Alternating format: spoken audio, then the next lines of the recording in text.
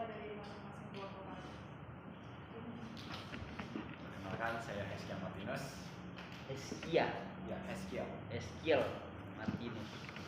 Saya Nadia Desyananda. Saya Rizka Mariani. Arian. Rizka. Perkenalan, nama saya Nadia. Ratna Dea. Perkenalkan, nama saya Masura. Maspura. Saya Siti Anissa. Perkenalkan, nama saya Nati Kristi. Iya, baik, nama saya Sri Aprilia. Sri Aprilia Puspita. Oke, baik.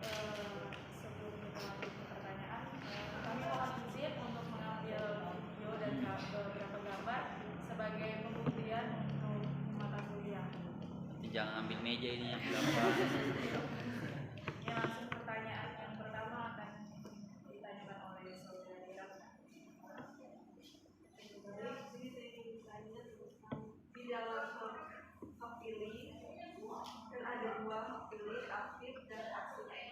Bisa tolong menjelaskan apa itu hak pilih aktif dan hak pilih pasif?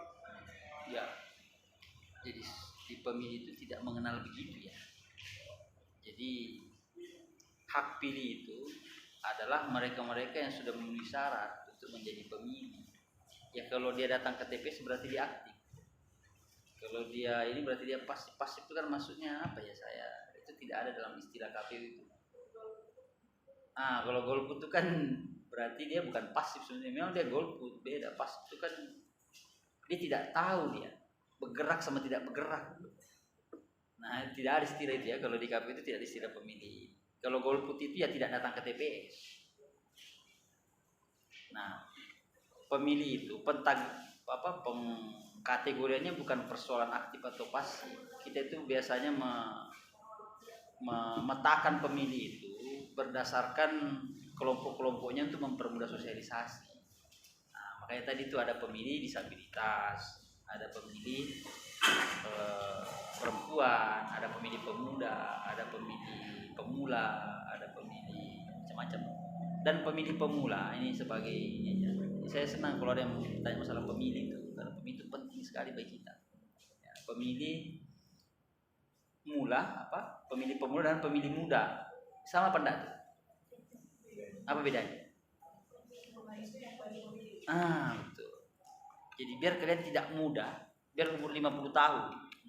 Kalau dia pertama memilih maka disebut pemilih pemula. Apa contohnya? Pensiunan TNI Polri. Dia waktu TNI kan tidak pernah, tidak boleh kan, TNI Polri kan tidak punya hak pilih. Nah, makanya pada saat dia pensiun dia punya hak pilih baru pertama dia. Kalau pemilih pemuda ya sampai 30 tahun lah ya. Pemilih pemuda. Biarpun berkali-kali selama dia tidak melewati, kalau di undang-undang pemuda kan disebutkan begitu, maksimal 30 tahun. Terus kemudian pemilih yang aktif itu kan kita tidak perlu terlalu repot ya untuk mensosialisasikan ini yang tidak aktif, ya, bukan pasif lah ya, maksudnya mengajaknya itu untuk ke TPS supaya tidak golput. Nah, saya juga berpesan ke kalian ini supaya kalian juga ikut mensosialisasikan, minimal kalian semua yang datang ke TPS minimal ajak tuh 40 tetangga kalian ke sini, ke kiri 40 rumah ke kanan, ke depan dan ke belakang. Kenapa penting pemilih itu supaya ke TPS? Supaya legitimasi yang terpilih itu makin kuat. Nah, saya contoh kecil saja. Misalnya kalian ini di Borneo, pemilihan BEM misalnya, mahasiswanya 1000. Kalau cuma 300 yang datang memilih kan legitimasinya tidak kuat ya. Sayang ininya sudah dibuat nih. Panitianya KPU sudah menyiapkan surat suaranya, akhirnya banyak suara tidak terpakai nanti. Nah, sayang. Sama dengan KPU. Kita mendata di Tarakan kurang lebih 170.000 orang. Itu pasti dicetak surat suaranya sebanyak itu. Tambah 2%. 170.000 sekian lah. Nah, kalau misalkan anggaplah cuma 50% yang datang ke TPS, bisa kalian bayangkan. Berarti berapa itu? kalau 100 berarti 80 ribuan surat suara itu mubasir gitu. Dan itu luar biasa itu kita nyetaknya itu. Kita bukan cetak tarakan itu, bukan di print kayak gitu gitu. Jadi surat suara itu dia seperti ini, duit, ada hologramnya dia, makanya tidak bisa dipalsukan surat suara itu.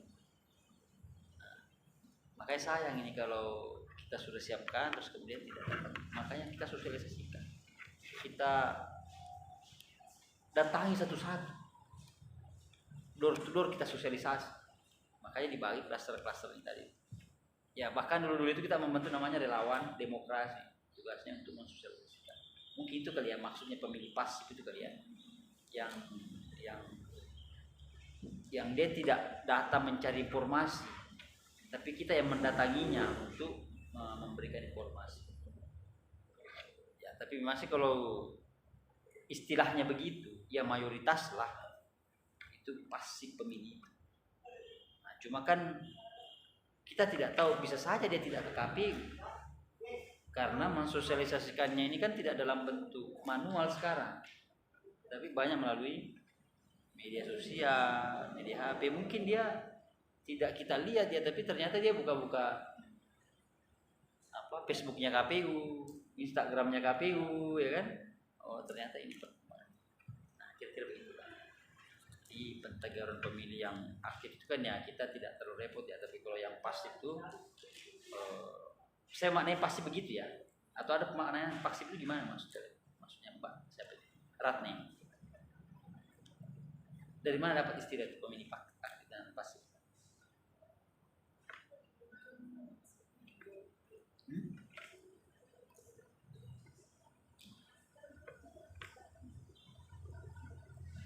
Begitulah kira-kira ya jawaban saya. Oke, cukup ya Ratna ya. Oke, silahkan yang lain. Untuk pertanyaan yang kedua, bagaimana peran KPU dan bagaimana kinerja KPU? Karena KPU ini kan pemilihannya 5 tahun sekali ya. Kinerja sebelum dan sesudah pemilihan itu seperti apa? Kaminya ini misalnya. KPU itu kan sistem lah ya. Demokrasi itu sistem yang sudah berjalan. Jadi siapapun sebetulnya yang menjadi anggota di situ tidak ada masalah dia. Kan sistemnya sudah berjalan. Nah, cuma memang sistem itu juga harus didukung dengan pengalaman. Biasanya kita agak kerepotan itu. Kalau misalnya orang baru-baru semua. Makanya kita biasanya kalau di PPK PPS itu kita evaluasi, bahkan ada yang pemilihan berapa itu 2000 yang beririsan itu PPK PPS itu tidak dilakukan seleksi lagi, hanya mengevaluasi. Nah, ketika kinerjanya bagus tetap dilakukan seleksi. Nah, berbeda kalau KPU nih, anggota KPU nya wajib dia diseleksi ulang. Nah, cuma biasanya kulihat itu ada yang masih tinggal 1 orang, ada yang macam saya kan masih tinggal 1 orang. Ya, kalau teman-teman yang tidak mendaftar, saya mendaftar itu lagi. Caranya adalah pada saat misalnya keterpilih itu kan, ya harus cepat menyesuaikan supaya bisa mengetahui tahapan apa yang berjalan, tahapan apa yang sedang berjalan, dan tahapan apa yang sedang berjalan. Jadi kalau di kitanya itu biasanya begitu. Kayaknya kan setelah terpilih itu ada BIMTEK, ada ORTUK ya, orientasi tugas kayak kalian ospek. Di ospek kita pengenalan kampus tuh kan. Nah, KPU juga begitu. Mana ada tuh KPU langsung tiba-tiba bisa bekerja ya? Bisa dia. Dia harus tahu, dan itu panjang kita tuh luar biasa di ospeknya itu. Aduh, berapa hari tuh mengenalkan kebangsaan apa. Kalau kebangsaan mungkin bisa lah kita pelajari. Kalau tahapan pemilunya harus karena ada PKPU sendiri. Nah kira-kira begitu. Pertanyaan selanjutnya Pak, bagaimana tindakan KPU jika persyaratan kandidat tidak sesuai dengan peraturan KPU? Sederhananya itu dicoret. Jadi kan kalau kamu misalnya contoh lah, siapa tadi namanya? Nadia. Mau jadi caleg nih, nah, daftar lagi kita ini. Ada beberapa syarat-syarat tuh. Minimal berusia 21 tahun, terus sehat jasmani dan rohani, tidak pernah dipidana 5 tahun, Terus kemudian bebas narkotika, minimal SMA. Daftarlah kamu nih. Ternyata ijazahmu tuh ada yang mempersoalkan. Oh, itu si Nadia itu kemarin itu tidak ada itu. Ijazahnya itu ijazah palsu misalnya. Nah, kita cross check lagi. Semua terutama ijazah biasanya itu. Nah, kapan misalkan itu ijazah palsu ya pasti kami coret. Tidak bisa mendaftar. Nah, makanya betul-betul syaratnya itu kita perhatikan itu. Syarat-syarat pendaftaran caleg. Karena riskan juga ya. Kalau ada misalnya yang lolos begitu kan bahaya. Negara kita rusak menjadi. Dia tidak pernah sekolah tiba-tiba memimpin kita, gimana ceritanya? Kenapa kamu ketawa? Makanya kita biasanya tuh ya harus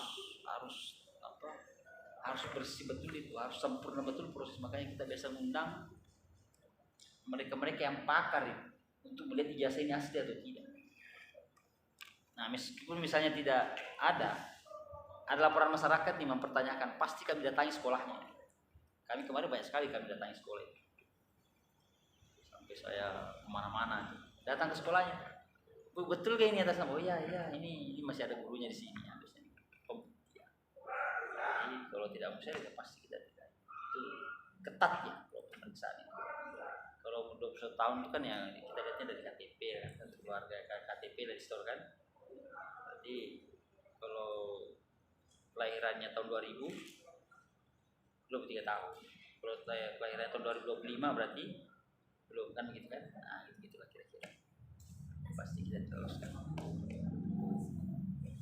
Martinus. Iya Pak. Nah, gimana? Kenapa Pak saya? Oh. Terkait golongan putih nih Pak. Apakah golongan putih ini sudah dapat dikatakan melanggar demokrasi ya Pak? Tinggal di negara. Saya harus uraikan ya, biar kamu paham. Golongan putih maksud kalian tidak mencobloskan.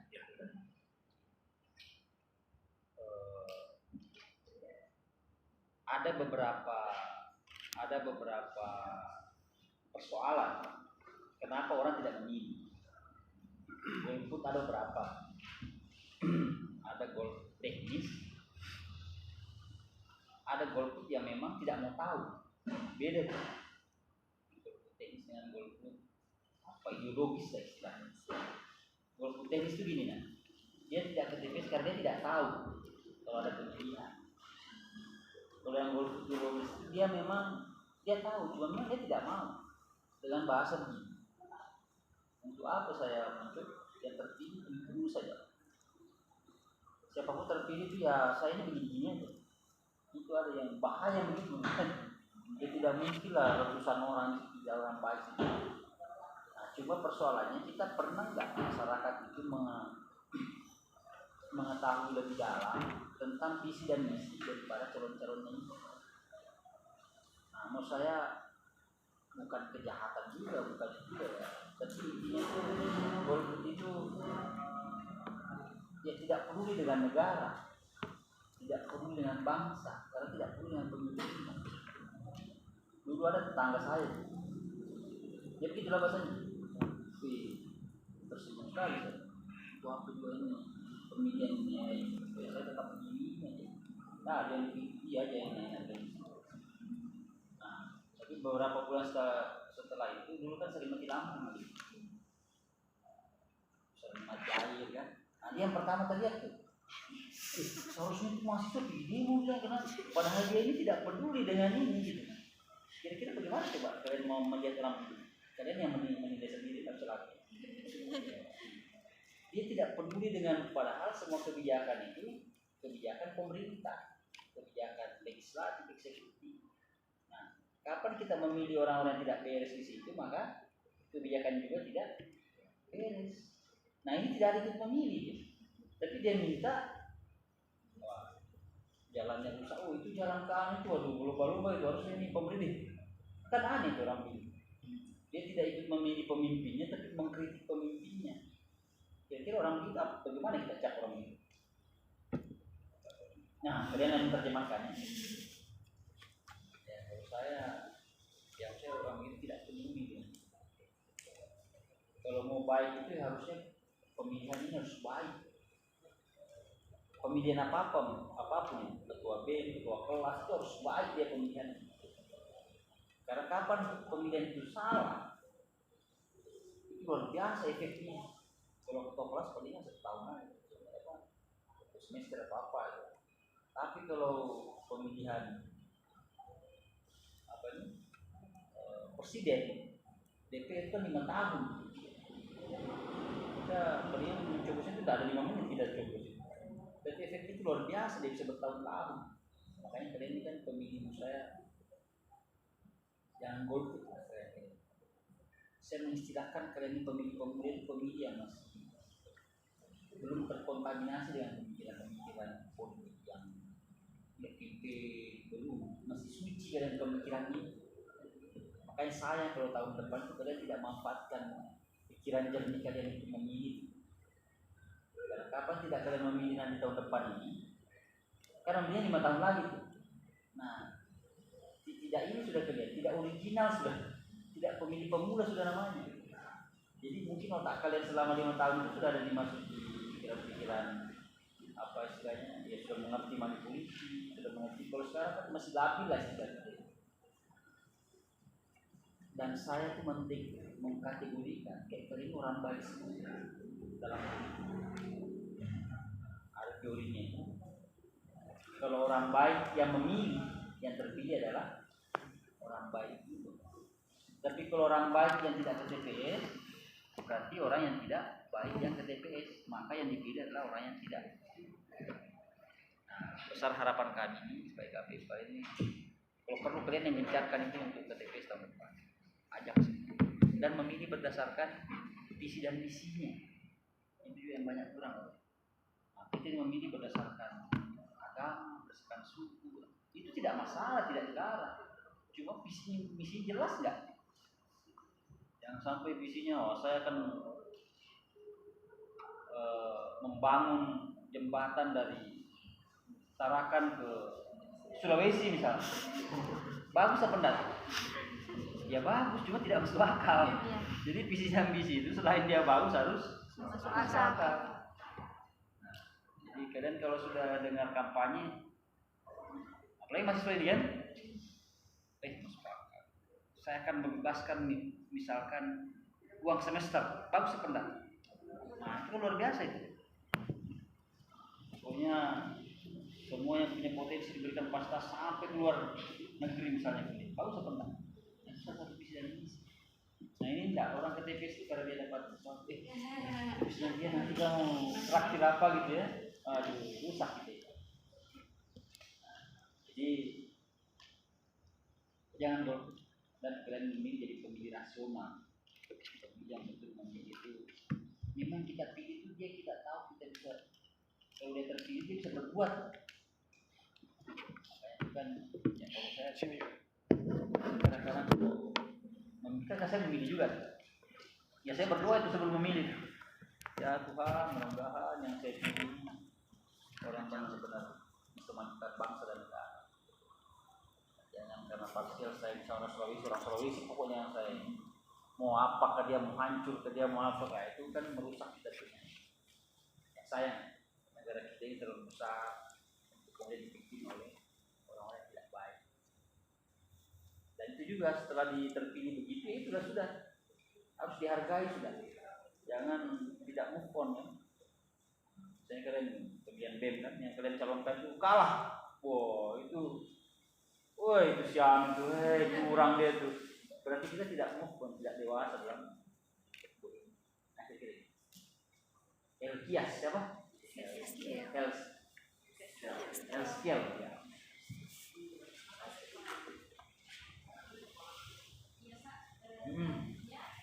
Mohon maaf apabila pertanyaan saya agak sedikit melenceng. Apa ada hubungannya dengan demokrasi dengan KPU? Ya ada. Salah satu dari 10 pilar demokrasi itu kan demokrasi yang berkedaulatan rakyat. Isinya adalah kekuasaan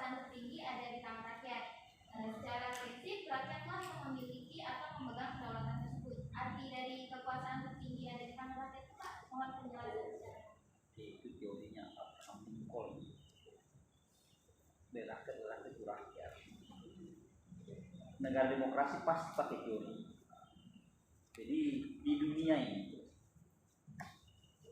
negara itu hanya dua saja sebetulnya. Ada negara demokrasi dan ada negara oligarki. Monarki apa sih? Jadi negara demokrasi biasanya dibentuk republik ya, kayak Indonesia ini.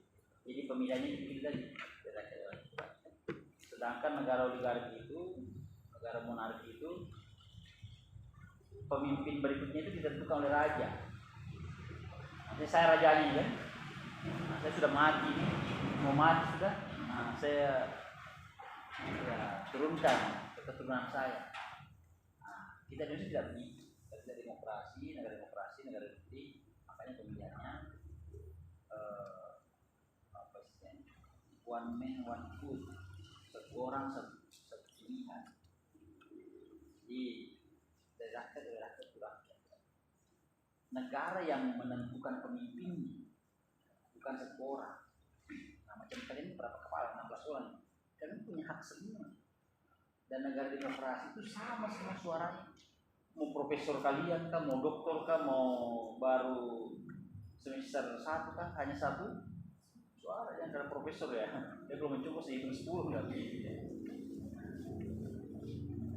Makanya saya itu sering menyampaikan sosialisasi, selain dari rakyat harus benar-benar memang dari rakyat, benar-benar oleh rakyat, benar-benar oleh rakyat. Contoh misalnya di kampungmu nih kan, kamu tinggal di mana? Sumi. Idealnya di Sumi ini kan nanti akan menjadi caleg. Kalau bisa jangan dia yang mengajukan diri sebagai caleg, tapi masyarakat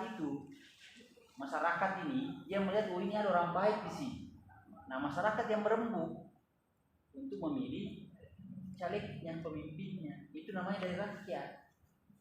Nah, kalau tidak dari caleg, oleh caleg untuk caleg.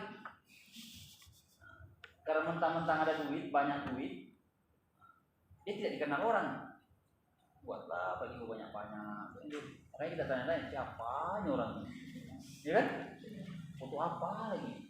Kenapa dia mau nyalek? Itu bukan dari rakyat, dari dianya. Akhirnya pencitraan dibeli.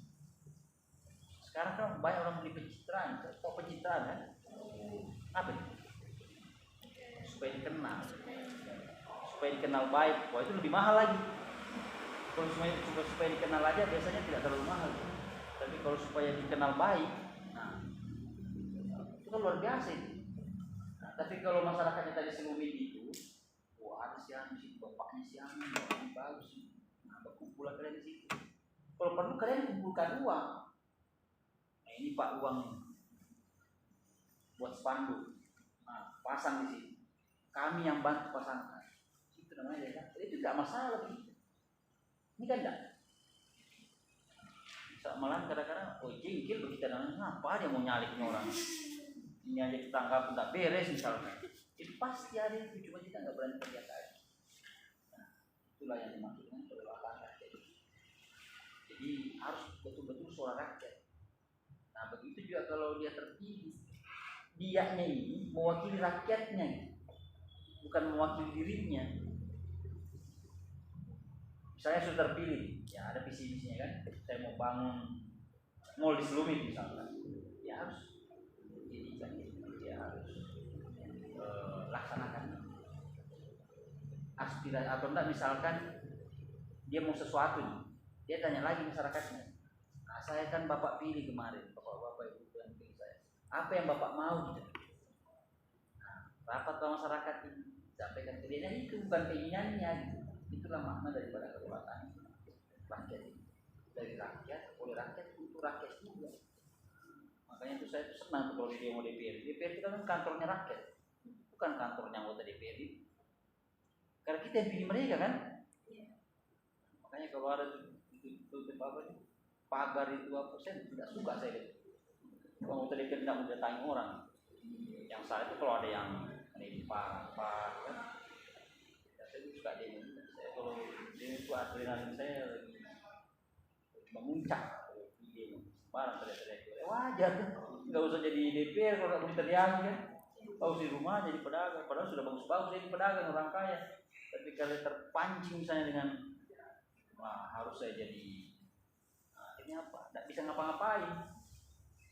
Dia mau kiri kanan, wah kita disalahkan. Kan? Karena kalau kita di demo itu kan masyarakat kan yang kesitu kan. Berarti ada keinginan masyarakat ini yang tidak terpenuhi, makanya datangilah mereka. Orang dipilih rakyat itu gimana ceritanya? Tidak masuk di akal saya. Panggil polisi supaya dihadang itu, diusir. Nah, kecuali dia anarkis wajar lah. Namanya anarkis biar orang ini kalau orang pasti kan. Tapi kalau kita mau datang baik-baik diskusi, ya. Itulah. Ini filosofi kedaulatan rakyat itu harus dimaknai. Makanya kalian jangan sembarang memilih orang. Kalau mau memilih DPR nanti. Kayak begitu aja, jadi subjek jadinya kalian, jadi objek, dimanfaatkan suaranya, habis itu dia sudah duduk di kursi panasnya itu, menikmati, memperkaya diri. Karena apa? Mungkin selama ini kalian juga memilih dia karena sesuatu. Mantap, ini berat satu hari aja 300.000 itu habis kan. Nah, sementara dia 5 tahun mengurus negara hancur kita. 5 tahun mungkin kalau dia jahat kan mencari sesuatu yang lebih dari yang bukan haknya kan. Ya, kita tidak berharap gitu lah ya. Kita berdoa saja. Saya kadang-kadang kalau mau tetapkan sudah yang tertinggi kan. Ya Allah, mudah-mudahan betul-betul sudah yang bismillah. Kita tidak bisa ngapa-ngapa, itu pilihan rakyat. Siapa yang salah coba? Ya semuanya salah. KPU ada juga salahnya, kenapa kamu tetapkan? Juga. Masyarakat juga ada juga salahnya, calegnya juga ada salahnya. Jadi kalau ada yang tidak bagus itu semua salah. Sama juga, kalau dia bagus itu semuanya benar. Bagus. Ya. Silakan.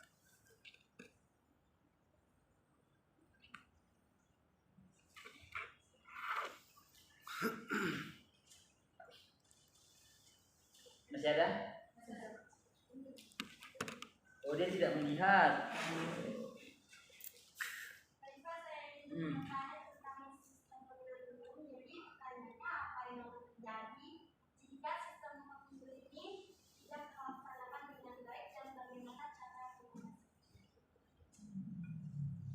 Sistem pemilu itu kan pemilihan.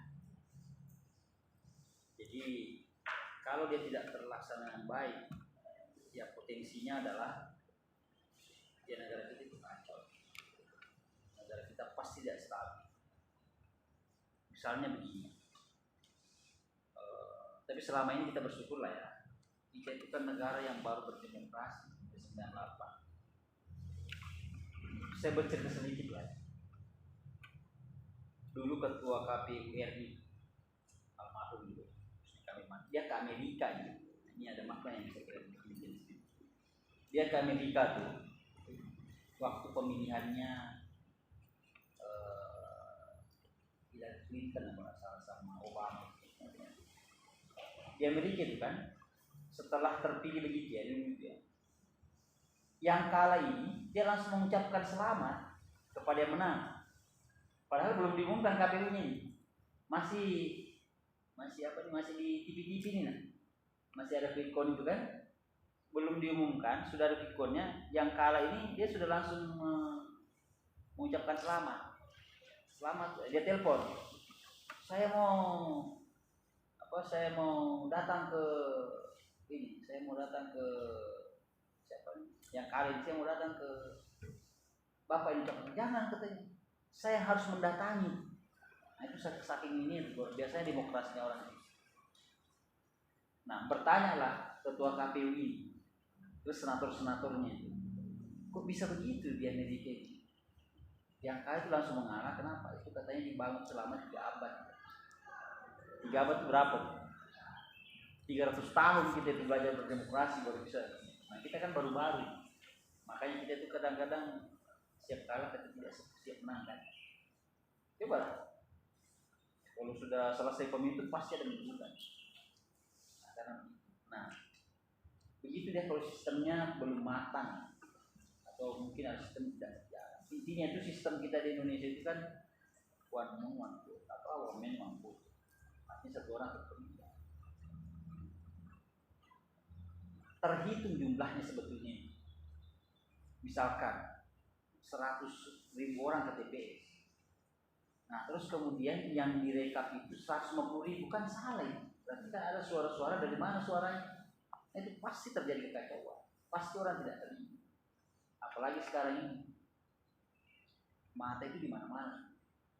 Banyak CCTV, banyak informan-informan. Jadi melakukan kejahatan kecurangan itu kan langsung kita viral.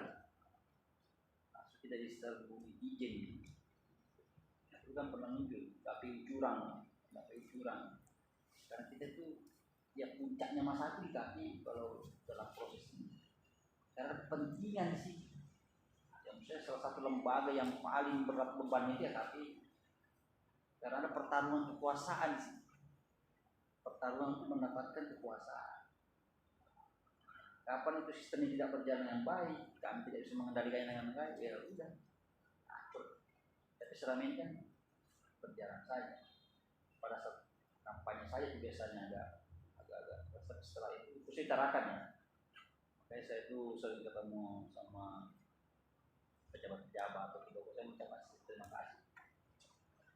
Yang menstabilkan begitu tidak bisa KPU sendiri, harus kepada masyarakat, termasuk mahasiswa, termasuk masyarakat, tokoh adat, tokoh agama yang sama-sama untuk membuat wilayah ini tetap stabil pasca pemilu. Dan potensi yang paling menyebabkan rusuh negara pemilu yang gagal, yang sampai pemilu itu gagal, atau kayak apa sih? Nggak ada yang bisa dengar, nggak ada pemimpin kan? Kacau di mana-mana. Nah, pasti kacau.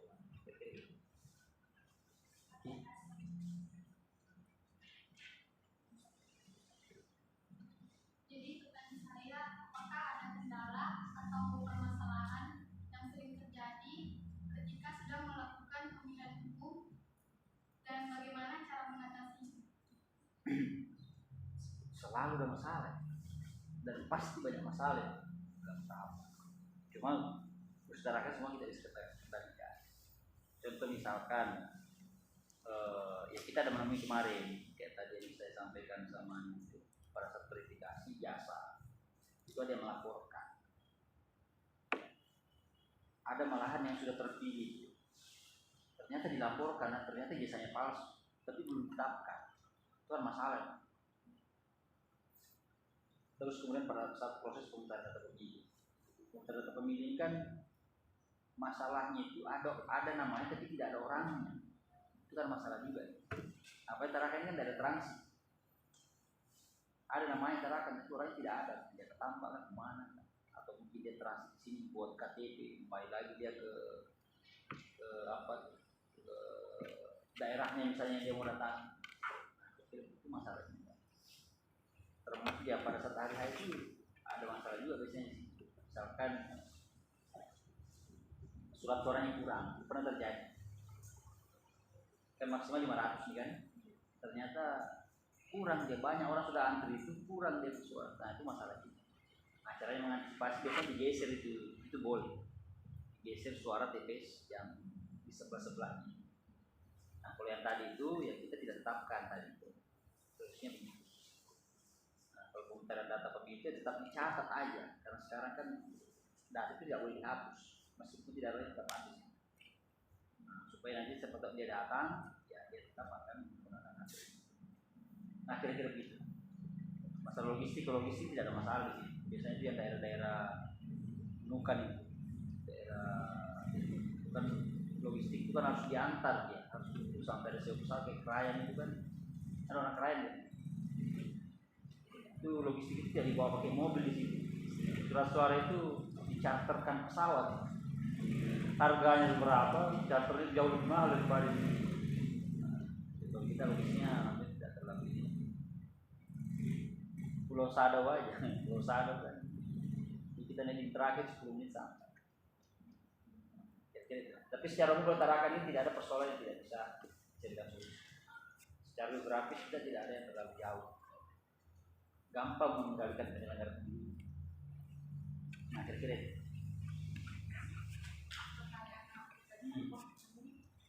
Bagaimana hubungan KPU dengan Bawaslu dan bagaimana kerjasama dari KPU dan Bawaslu? KPU dengan Bawaslu sama-sama penyelenggara ya. Saling menguatkan, saling mengawasi, saling mengingatkan prinsip.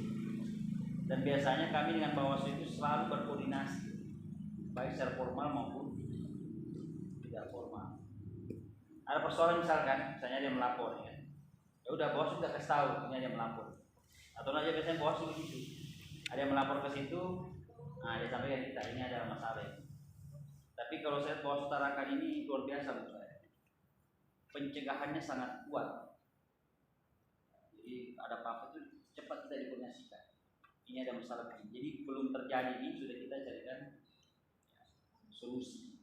Jadi masih potensi-potensi masalah sudah disampaikan kita.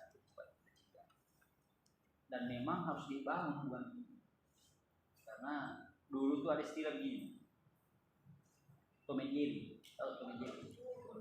Nah dulu KPU Bawaslu itu disebut Tom and Jerry, saling merasa lembaganya paling besar, saling memperlihatkan bahwa dia paling layak menjadi penyelenggara pemilu, padahal tidak begitu. Ya, tugasnya kan jelas tuh, ya, sesuai dengan tugasnya saja. KPU melaksanakan tahapan, Bawaslu mengawasi. Ada pelanggaran yang sampaikan kita. Kalau memang dia sengaja atau apa kan, itu tidak bisa juga kita manusia ini kan. Kalau bisa mengendalikan orang ya udah laporkan dan ya bisa sampai pemberhentian. Tapi intinya saya sekarang ke Bawaslu itu udah ini ya, udah pola-pola pencegahan yang sangat tinggi. Tapi kalau saya prinsip kita melaksanakan tahapan dengan jujur saja, nggak ada sudah yang kita. Mau salah pun kita itu pasti tetap dianggap benar. Karena orangnya lihat kita. Oh ini jujur aja, mungkin dia karena tidak sengaja aja. Biasanya begitu. Karena kalau masalah teknis ini gampang diperbaiki. Tapi kalau KPU sudah tidak berintegritas, tidak jujur, itu biasanya repot itu dari Bawaslu. Biasanya tidak ampun ini. Apalagi kalau masalah uang, disogok misalnya saya ini kan, nanti itu ada siapa sih, pasti jadi dia ya. Oh itu tidak ada ampun. Pasti Bawaslu itu ya, pecat kita, merekomendasikan kita untuk diberhentikan. Nah kira-kira begitu. Cukup ya.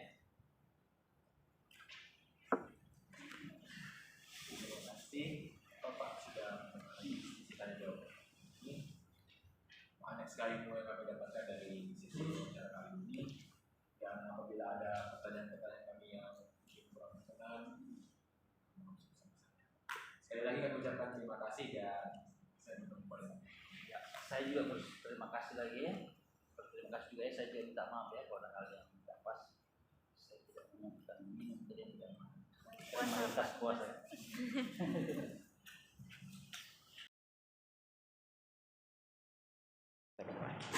Selamat sore semuanya. Puji syukur kepada Tuhan Yang Maha Esa telah memberikan kita kehidupan hari ini hingga kita masih bisa berkumpul di tempat ini. Pertama-tama saya ucapkan terima kasih kepada pihak Bawaslu telah memberikan kesempatan bagi kami selaku kelompok penyaji untuk dalam sesi tanya jawab ini. Sebelumnya kami berharap narasumber dapat memperkenalkan diri terlebih dahulu. Ya, terima kasih. Salah satu tadi di awal ya. Ya. Nama saya Dian Antarja. Saya salah satu anggota Bawaslu Kota Tarakan. Bisa dibilang salah satu pimpinan di sini. Jadi di Bawaslu Tarakan itu ada 3 pimpinan. Ya.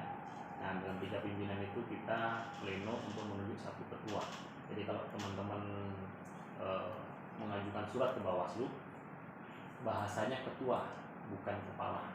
Kalau kepala itu kan dia lembaga apa ya, kayak misalkan lembaga-lembaga horizontal. Kalau kita kan lembaga vertikal, ya sih kayak ketua. Jadi gitu. Apalagi maksudnya saya? Oh iya, saya alumni UBT. Saya lulus tahun 2021. Baru aja tes ya. Ya. Saya lulus 2021 dari Fakultas Hukum. Gitu. Salah satu dosen saya juga Paila magang. Makanya ketika Paila magang telepon menyampaikan kalau akan ada wawancara dari anak-anak UGT dari fakultas yang dia ajar ya. Dari kemana tuh? Dari teknik ada, dari perikanan, terus FKIP itu sudah ada beberapa sih, ya kan? Kalau nggak salah mata kuliahnya kewarganegaraannya. Ya, ya itu memang dari kemarin saya melayani karena pas kebetulan saya ini kan mengampu koordinator divisi pencegahan Farmas Humas. Jadi untuk Farmas dan Humas, ya kalau ada saya yang melayani kalian. Kalau misalkan tidak ada saya, baru pimpinan yang lain, entah itu Pak Jupri atau Pak Dokter. Jadi gitu. Itu sekilas tentang saya. Ada lagi yang mau ditanya tentang saya? Lain? Ada ya? Oh malu-malu ya, mau nanya.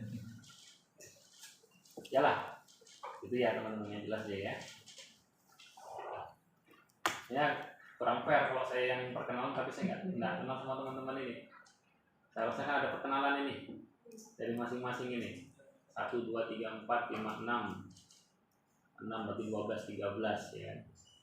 Yang saya kenal ini yang di mana? Ya, masih ada satu kelompok di atas. Nanti nunggu selesai. Oh, selesai ini. Ya ini 3 jam lagi lah. Bentar lagi Pak. Oke. Ya, sudah jangan nunggu. 6 orang aja, dan bisa kasih kaya. Oh, jangan hambur-hambur nanti. Masa mau dipanggil kan?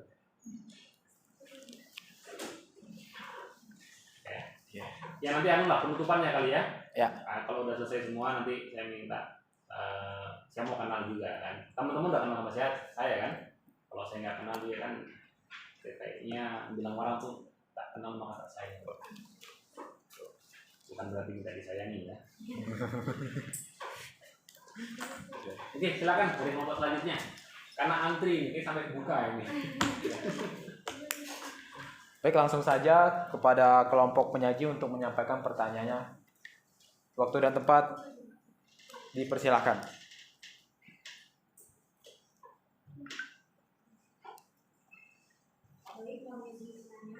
Dilepas maskernya. Nah, udah selesai kok pandemi.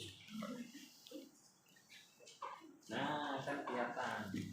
Pertanyaan saya, apakah Bawaslu membutuhkan partisipasi masyarakat dalam mengawasi pemilu dengan tujuan untuk mencegah terjadinya pelanggaran pada pemilihan umum?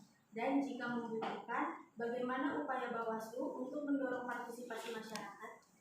Pertanyaan pertama sudah dijawab sendiri dari pertanyaannya itu. Ya, kan? Kalau tadi bertanya apakah Bawaslu membutuhkan partisipasi masyarakat dalam pengawasan, ya tujuannya apa? Tadi pertanyaan itu pencegahan. Ya kan skemanya Bawaslu kan cegah awas tindak.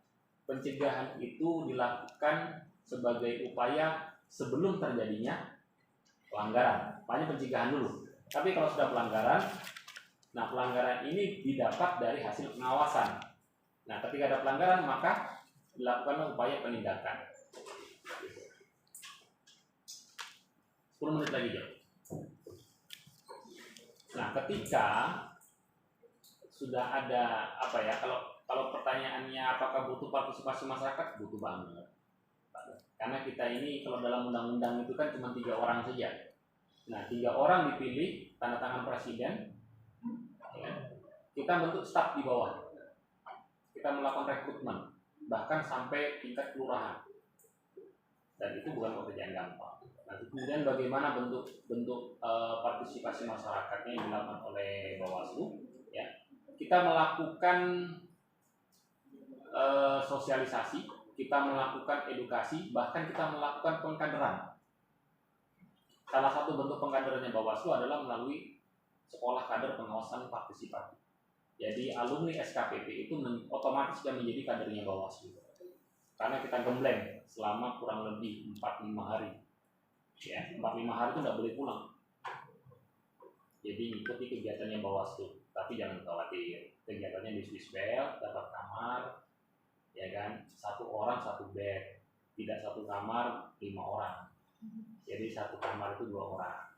Kemudian selesai kegiatan dikasih uang saku lagi, ya kan, dapat makan sehari 3 kali, snack dan lain sebagainya. Bukan hanya dapat ilmu, dan materinya mulai dari lokal, provinsi sampai pemateri dari nasional. Yang pemateri ini biasanya kita datangkan dari RT untuk pemateri-pemateri intinya. Jadi gitu upayanya. Silakan. Oke, selanjutnya mohon maaf Pak apabila pertanyaan saya di luar dari Bawaslu. Sudah di dalam kok. Iya. Demokrasi kan sering disamakan dengan voting suara terbanyak, di mana kehendak suara terbanyaklah yang jadi.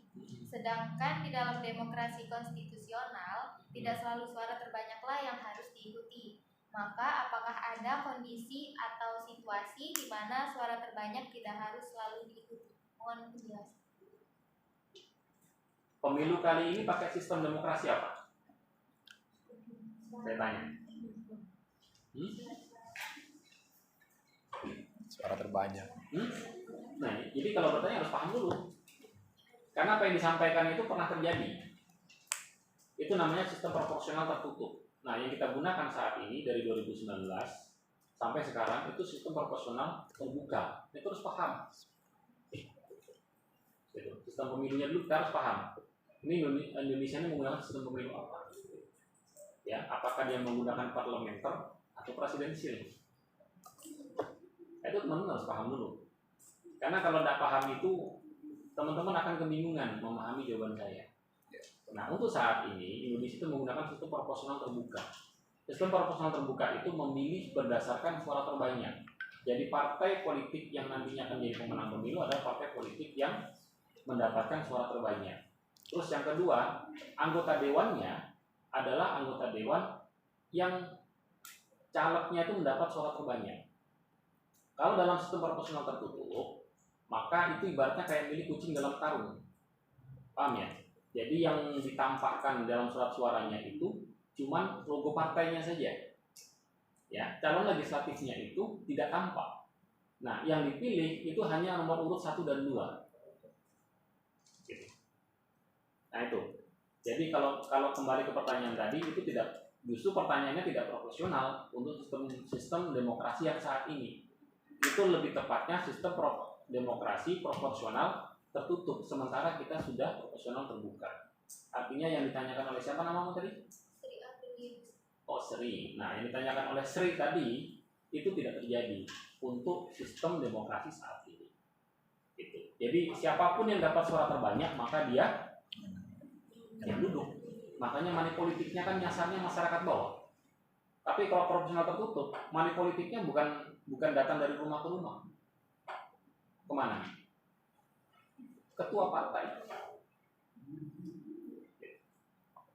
Jadi begitu jawabannya. Ya. Lanjut. Baik, saya ingin bertanya kepada Bapak, bagaimana cara Bawaslu itu menjamin keadilan dan kebenaran, kejujuran dalam pemilu itu? Bagaimana cara menjaminnya? Wih, berat pertanyaan ini. Bingung juga saya tuh. Bagaimana cara menjaminnya? Karena yang namanya adil itu kan tidak berarti harus sama ya. Adil itu kan. Adil itu kan tidak mesti harus semuanya rata. Ya kan, adil itu kan proporsional.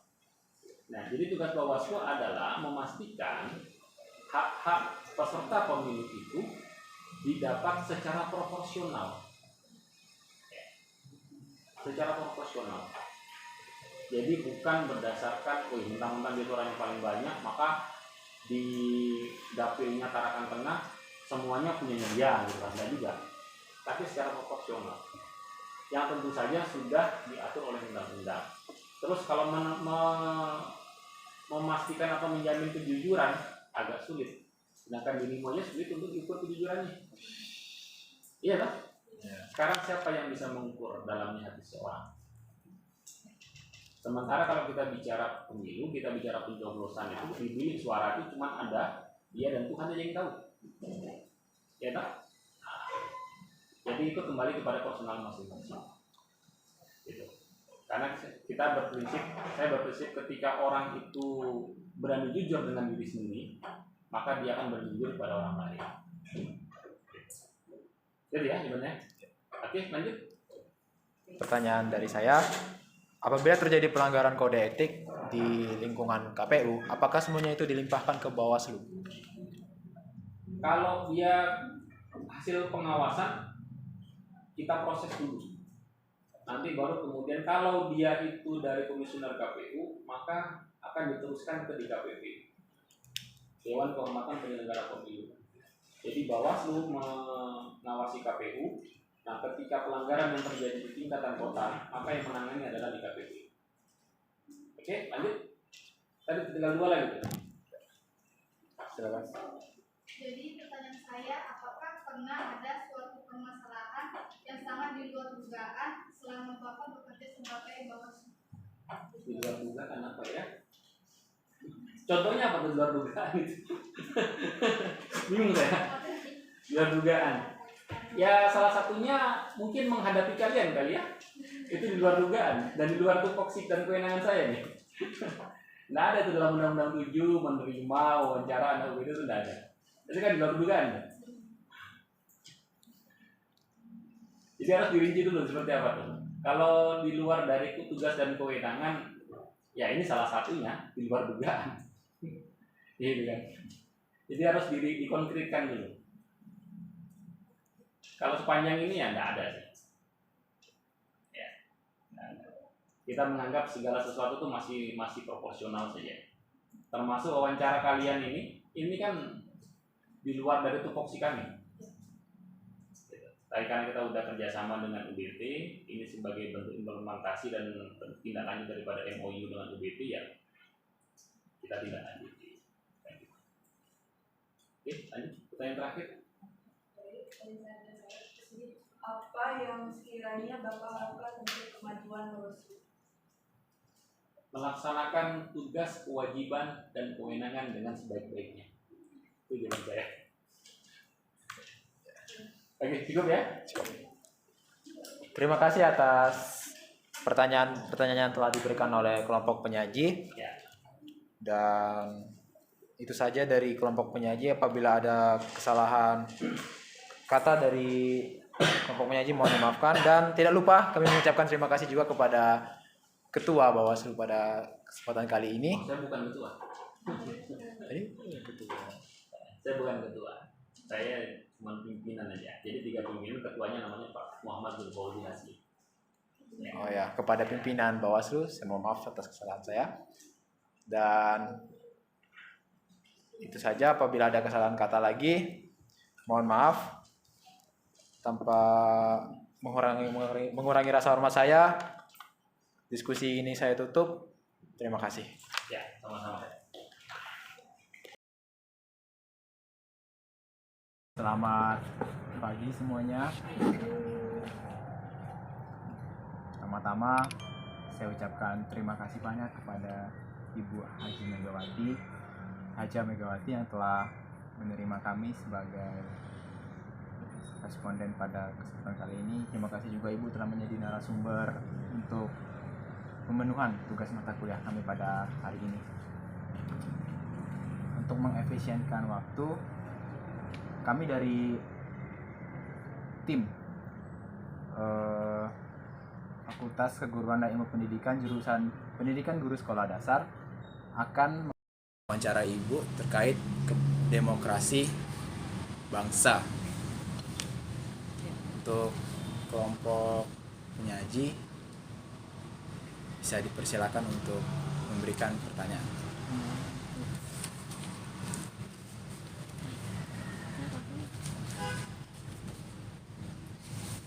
Jadi budaya politik kan memiliki pengaruh penting dalam perkembangan demokrasi.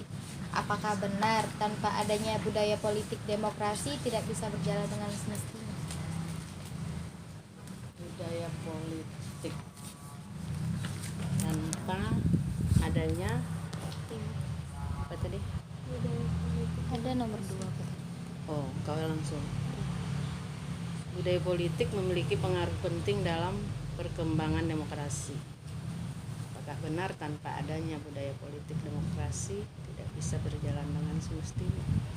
Ya, budaya politik itu kan macam-macam. Budaya politik itu ada yang memang harus kita terapkan di dalam politik itu sendiri, ya. Jadi di sini kan pertanyaannya, saya juga nggak baca matanya. Budaya politik memiliki pengaruh penting ya dalam perkembangan demokrasi. Iya, harus penting budaya politik. Kalau tidak dijalankan budaya politik itu kan tidak bisa berjalan. Apa yang mau dilakukan di dalam organisasi politik itu. Jadi ada budaya-budaya politik yang memang harus kita terapkan, kita lakukan di situ.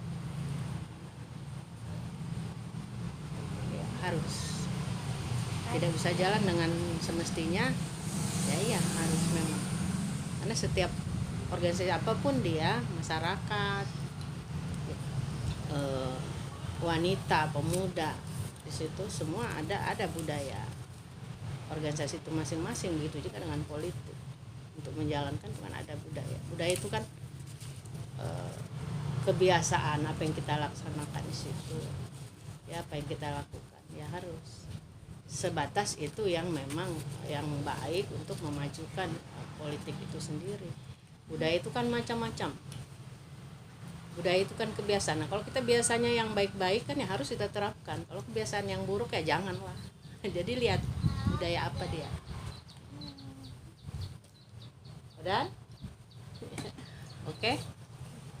Pertanyaan selanjutnya, bagaimana cara mengatasi jika dalam suatu partai terdapat selisih paham antar anggota? Nomor 1. Ya.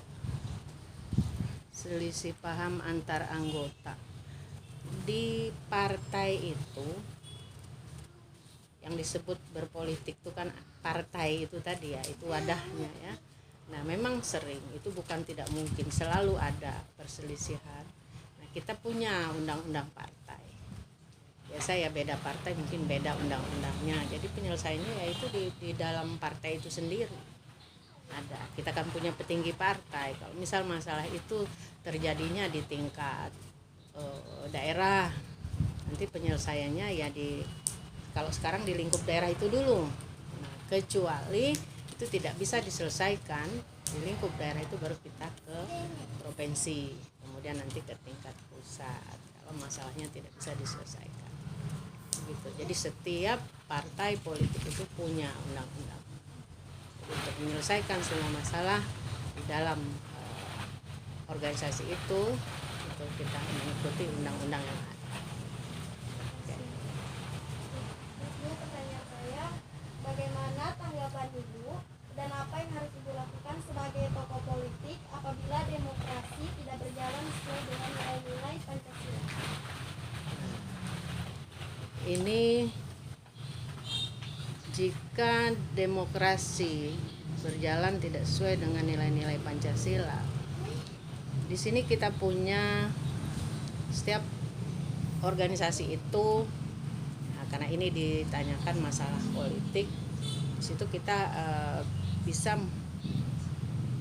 membuat atau memberikan pembelajaran politik itu tadi kepada terutama masyarakat ya. Tidak ini penyelenggaraan secara demokratis ini tadi ya. Partai politik dalam penyelenggaraan yang mana ini tadi nomor 3 ya? Ya, nomor 3. Bagaimana tanggapan Ibu apabila harus dilakukan sebagai apabila dan apa yang harus Ibu lakukan sebagai tokoh politik apabila jika demokrasi berjalan tidak sesuai. Nah, ini kita harus berjalan tidak sesuai apakah di dalam organisasinya itu sendiri atau di masyarakat. Nah itu kita harus ada bagaimana berbuat pendekatan memperkenalkan mungkin tentang nilai-nilai tentang mungkin Pancasila apa. Ini kan politik itu asalnya dari bagaimana manusia itu mengerti tentang tadi itu berpolitik ya, tentang demokrasi ya. Nah kalau dia tidak berjalan dengan baik, itu kita harus bagaimana memperbaiki dengan memberikan mungkin pengenalan politik itu terhadap masyarakat atau di lingkungan kita sendiri gitu ya.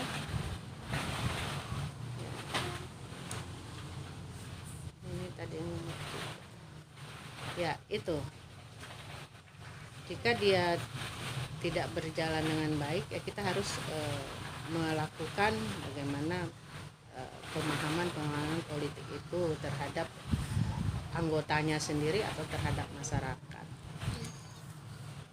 supaya demokrasi itu bisa berjalan dengan baik. Ya. Pertanyaan dari saya, Bu, bagaimana peran partai politik dalam penyelenggaraan pemilu yang dilakukan secara demokratis? Iya. Pesan politik itu terutama sering mungkin dengar, sudah ikut pemilu ya, jurdil itu tahu. Ya kan? Itu biasa semua itu maunya yang jurdil itu kan, jujur dan adil. Masyarakat memilih jujur, memilih harus adil. Ya. Kan? Itu pesannya biasa mintanya jujur dan adil itu kalau ininya dalam penyelenggaraan pemilu itu ya, aman damai kan, itu maunya partai itu begitu, pemilih itu jujur, terus pemilih cerdas ya. Nah, kenapa yang mana pemilih cerdas? Pemilih itu harus tahu dulu kenapa ada pesta demokrasi ya, kan ini kan partai politik dalam penyelenggaraan pemilu. Nah, masyarakat tahu dulu pemilu itu apa, kan? Jadi itu harus, kenapa ada pemilu, kenapa ada pesta demokrasi, itu pemilu, pesta demokrasi, pemilihan umum ya, terbuka itu, bebas orang memilih. Nah, jadi kita sebenarnya harus memperkenalkan dulu atau mensosialisasikan, tapi sekarang bukan zamannya sebenarnya. Seperti anak-anak aja sendiri bisa di rumah memperkenalkan kepada, mungkin kalau ada orang tua atau yang belum memahami tentang politik, tentang pemilu gitu, mungkin bisa, tidak terlalu sulit seperti zaman dulu. Kita perkenalkan dulu kenapa ada pesta demokrasi, kenapa dipasang para caleg, nanti setelah dipilih bagaimana dia memilih caleg itu, setelah caleg itu menang nanti apa manfaatnya buat dia. Nah itu sekarang Ibu bilang tidak sulit, orang semua pada tahu, tapi itu tidak ada di masyarakat. Saya juga kalau ada pertemuan ada apa itu selalu saya ungkapkan supaya KPU bisa mensosialisasikan kepada masyarakat. Sekarang kan yang masalah ini masyarakat kadang mau memilih asal ada berapa, tidak mau memilih kalau ada yang tidak memberikan, tidak mau memilih. Nah ini bertentangan dengan hal-hal yang demikian. Jadi memang kita sudah berbuat, apalagi kita yang gabung di politik, berbuat yang seharusnya dilakukan oleh warga politik itu tadi ya, tapi masyarakatnya sekarang yang susah. Kenapa dia? Tapi kita kalau cerita itu akan jadi panjang ceritanya. Sementara pertanyaannya kan apa yang harus dilakukan? Ya itu tadi jurdil dan bagaimana masyarakat itu selaku pemilih itu memahami kenapa ada pesta demokrasi, kenapa dipasang para caleg, kenapa dia memilih, dan apa manfaatnya yang dia pilih itu nanti kalau jadi anggota DPR, apa manfaatnya buat dia. Nah itu yang sulit sekarang, masyarakat tidak mau tahu itu. Makanya kan kalau dipasang caleg, oh ini orang dianggap mampu, orang besar, belum tentu dia dipilih. Ini memang yang sulit sekali. Kita pesan buat masyarakat tidak peduli. Tapi itulah yang dilakukan ya. Kita melakukan, kita kasih pemahaman ke masyarakat, kenapa ada pesta demokrasi, kenapa dipasang para caleg, kenapa dia harus memilih, setelah terpilih apa manfaatnya buat dia. Nah itu. Nah, kemudian memilih harus jujur dan adil. Itu pesan-pesan politik buat masyarakat. Ya semoga saja masyarakat bisa menerima dan mau melakukan hal-hal itu ya. Jadi pertanyaan saya, bagaimana rencana Ibu untuk meningkatkan kesadaran masyarakat dalam hal berdemokrasi? Nah, dalam hal berdemokrasi Kalau saya ya pribadi sudah banyak hal bagaimana orang itu mengerti berdemokrasi, karena saya memang orang organisasi sekalipun cuman tingkatnya rendah ya. Nah di sanalah kita bagaimana bisa memperkenalkan, baik itu melalui mungkin seminar, pelatihan apa saja kita bisa memperkenalkan atau mengajak ibu-ibu itu, ibu ya terutama karena saya ibu ya, masyarakat lah ibu-ibu yang sering kami ininya biasa gerak kita ke ibu ya, tapi memang ibu-ibu itu lebih banyak daripada kaum bapak biasanya yang juga aktif di organisasi masyarakat itu kan biasa ibu-ibu, bapak-bapak itu kurang.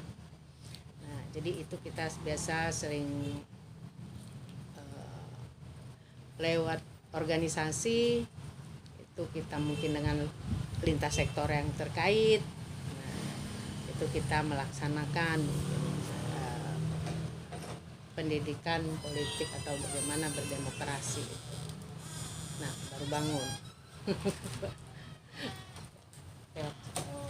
Ya maju kakak ya. Lewat situ aja Pak.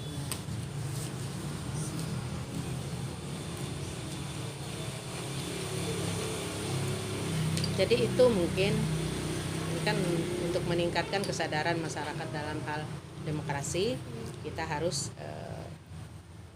bisa melakukan banyak kegiatan tentang apa saja di masyarakat itu supaya mereka tahu apa itu demokrasi ya. Seperti tadi itu mengadakan mungkin pelatihan, ada itu seminar, lewat situ nanti kita pakai lintas sektor yang terkait bisa, atau kitanya sendiri dari partai politik itu bisa ya. Baik Bu, pertanyaan terakhir dari saya, bagaimana kinerja para anggota partai politik dan bagaimana cara meyakinkan masyarakat dalam pemilu untuk partai tersebut Bu? Nah ini pertanyaannya ini kembali kayaknya tadi sudah ibu jawab tadi ini kan. Nah bagaimana kinerja anggota partai politik dan bagaimana cara meyakinkan masyarakat dalam pemilu untuk memilih partai tersebut. Nah ibarat kita ini di partai itu ya satu keluarga di dalam rumah tangga. Nah bagaimana orang bisa mengambil contoh yang baik dari keluarga tersebut, begitulah di dalam partai politik itu kalau yang nyatanya ya.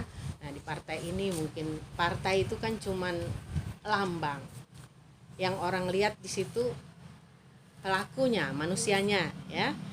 Nah bagaimana kinerja anggota partai politik ya, kita harus bisa bagaimana kitanya itu yang bernaung di lambang saya tadi pohon beringin itu tadi, masyarakat itu bisa melihat Golkar itu gimana ya kitanya dulu kan.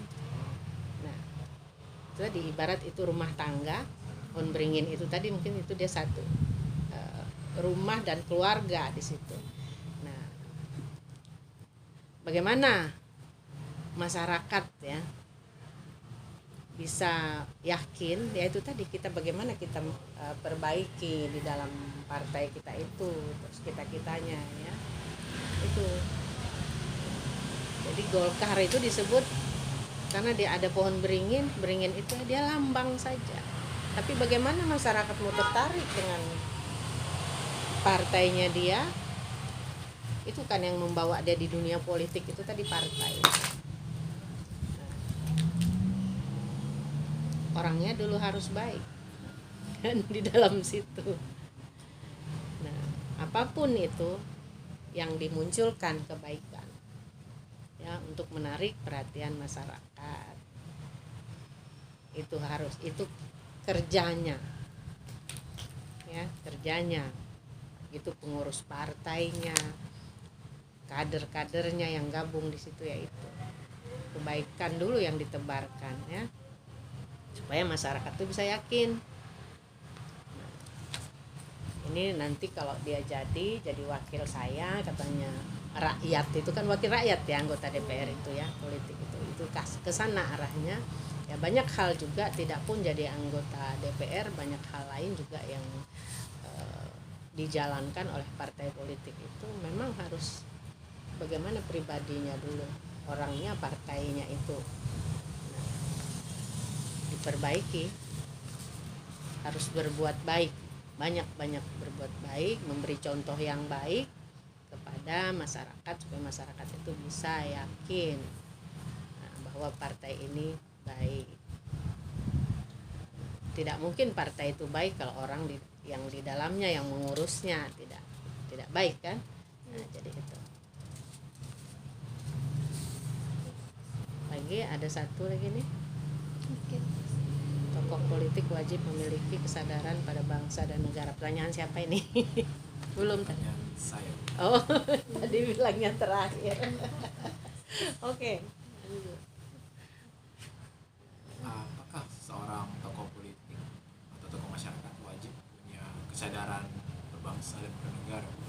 Ya haruslah. Tokoh politik itu harus punya kesadaran pada bangsa dan negara. Bagaimana kalau dia tidak punya kesadaran berbangsa dan bernegara?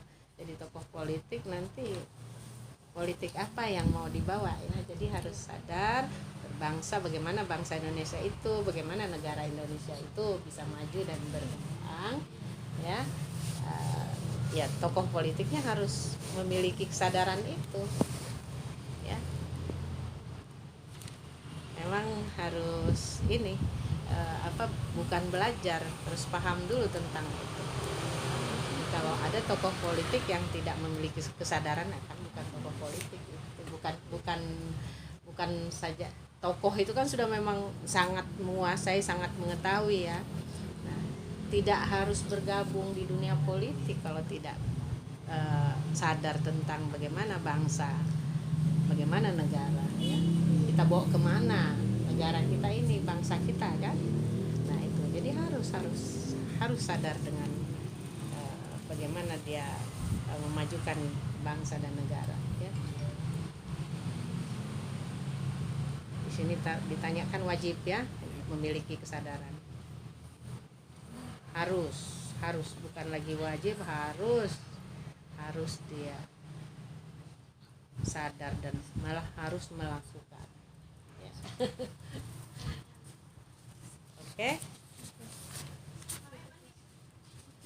Terima kasih telah mengikuti wawancara pada kali ini. Untuk kelompok pertama selesai sudah pertanyaan yang telah diberikan.